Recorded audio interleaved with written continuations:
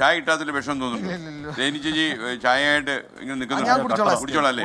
അപ്പം വിജയേട്ടൻ ഈ കട്ടന്റെ നല്ല കട്ടൻ ചായ ഇത്. പക്ഷേ ബീച്ച് ചേട്ടന് കൊടുക്കണ്ട കേട്ടോ. ചേട്ടാ ജീവിതമൊക്കെ എങ്ങനെ പോകുന്നു?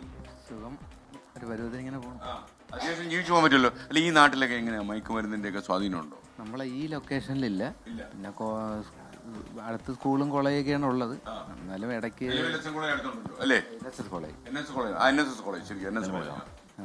ഞാൻ കോളേജിലാണ് പഠിച്ചത്. കോളേജിൽ വലിയ വിഷയങ്ങളില്ല. അല്ലാതെ ഈ വൈകുന്നേരങ്ങളിൽ ബൈക്കുകളും ഒക്കെ ഉണ്ട്. ന്യൂസിലൊക്കെ വരാറുണ്ട്. പുതിയ പോലീസ് ഡിപ്പാർട്ട്മെൻറ്റിലെ പുതിയ നല്ല ചുണക്കുട്ടികളായിട്ടുള്ള ആൾക്കാരുകൾ പല സ്ഥലത്തുനിന്ന് MDMAയും മറ്റുമായിട്ടൊക്കെ പിടിക്കുന്നുണ്ട്. ഏത് വാർഡാ മെമ്പറിന്റെ? തട്ടത്തുമല വാർഡ്. തട്ടത്തുമല വാർഡില് മെമ്പറുടെ വാർഡില് മയക്കുമരുന്നിന്റെ സ്വാധീനം ഒരു കാരണവശാലും ഉണ്ടായിരുന്നു? ഒരു കാരണവശാലും നടത്തില്ല. ധൈര്യക്കുറവുണ്ടെങ്കിൽ ചൂര് കയ്യിലെടുത്തുള്ളൂ.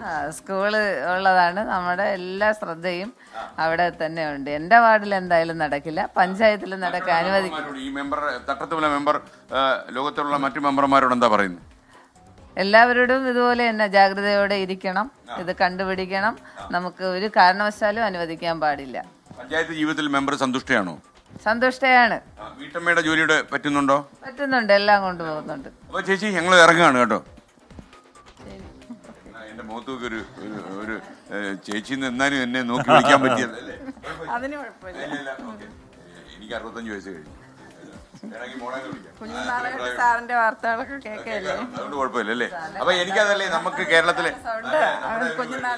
ശ്രദ്ധിച്ചോ, നമുക്ക് കേരളത്തിലെ ഏത് വീടുകളിലെ അടുക്കളയിൽ കയറി ഇങ്ങനെയൊക്കെ സംസാരിക്കാൻ പറ്റും. അതാണ് നമ്മുടെ സന്തോഷം. ആ കാര്യം നിങ്ങളുടെയൊക്കെ ഇഷ്ടം നമുക്കറിയാം. അപ്പൊ കൈ കൊടുത്ത് മോളെ നമ്മുടെ ഡാൻസ് കലക്കിക്കോണേ. മെമ്പറെ മെമ്പറെ താർത്തോണം. മെമ്പർമാരിലാണ് നമ്മുടെ വിശ്വാസം. നമ്മൾ ഇറങ്ങിയിട്ട് പ്രയോജനം ഉണ്ടാവും തീർച്ചയായിട്ടും.